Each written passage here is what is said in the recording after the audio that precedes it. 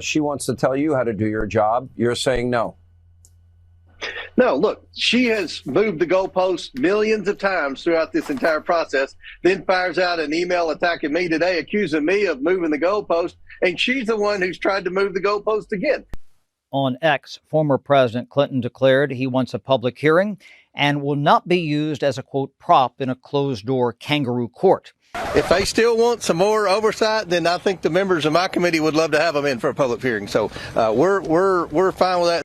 It's hard for Trump to say that the Epstein files are all about a partisan attack on him when his political rivals, or at least they were until he started to cozy up to them, are willing to sit in public and talk about the fact that, yes, all the files should be released. It does set the precedent. I mean, President Trump was subpoenaed during the January 6th investigations and didn't come in. I think the unintended consequence will be that this will open up more sort of scrutiny of former presidents and the ability to bring in former presidents. Now, the DOJ lets members view unredacted Epstein files on Monday. Also Monday, lawmakers depose Ghislaine Maxwell. Virtually, she could invoke the Fifth. Brett? The Republicans on the House Oversight Committee sent a subpoena to Bill and Hillary Clinton, telling them that they needed to tell them what they know about the Epstein files. Well, they thought that was going to be some sort of an embarrassing tactic that shifted the foot onto the Democrats, that the Democrats weren't willing to comply. Thankfully, Bill and Hillary Clinton played into their game and said, not only are we willing to testify, but we will do so in public. And questioning why the Republicans on the House Oversight Committee wouldn't want to do this in public when this is supposed to be all about transparency and getting to the bottom of the truth. Both Bill and Hillary Clinton putting out posts calling on Comer to, in fact, make their testimony public. Now, here we have Hillary Clinton, in addition to Bill Clinton. I think it's ironic why they're having Hillary Clinton testify at all. I mean, yes, we know that Bill Clinton is in the files, and I, for one, hope that he says everything he knows, regardless of how it looks about him, regardless of how guilty it makes him sound or look, because the victims deserve justice and the truth. But why even bring Hillary at all? Just because she happens to be married to somebody who's in the files? Well, if you're looking to bring in spouses, perhaps they should be bringing in Melinda Gates, who doesn't seem to have a trouble talking about this, just answering questions recently about what was in the Epstein files related to Bill Gates and whether or not he did or didn't slip her antibiotics because of an STD he may have acquired. She says that even talking about this makes her feel so sad for Epstein's victims and brings back really bad memories about her marriage. If they were going after spouses, perhaps she's the one they should be asking to come, because she seems actually willing to talk about what she knows. Take a listen.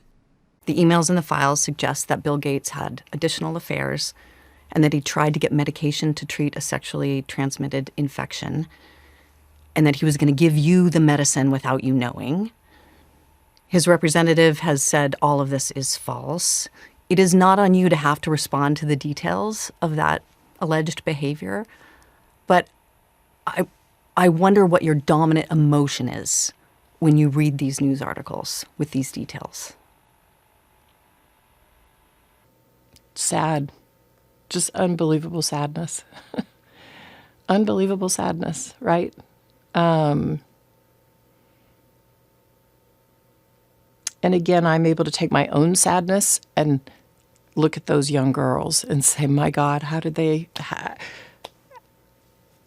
happen to those girls, right? And so for me, it's just sadness for, I left my marriage. I had to leave my marriage. I wanted to leave my marriage. I had to leave I felt I needed to eventually leave the foundation. So it's just sad.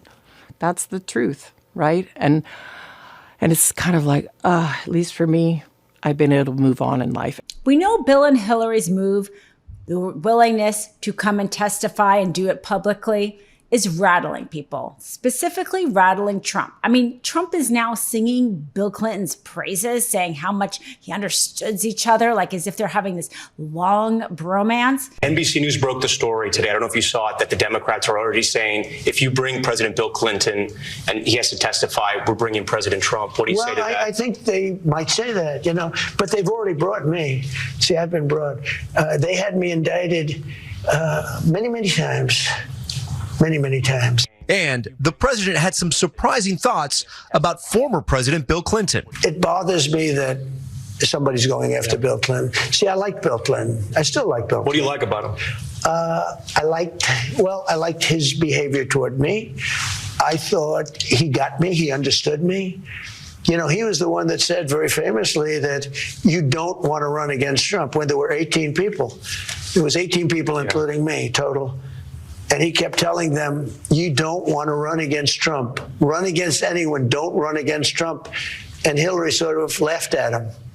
Sounds like somebody who's afraid to hear what Bill Clinton is going to testify to would say. I mean, Trump never compliments anybody unless it's somehow going to benefit him.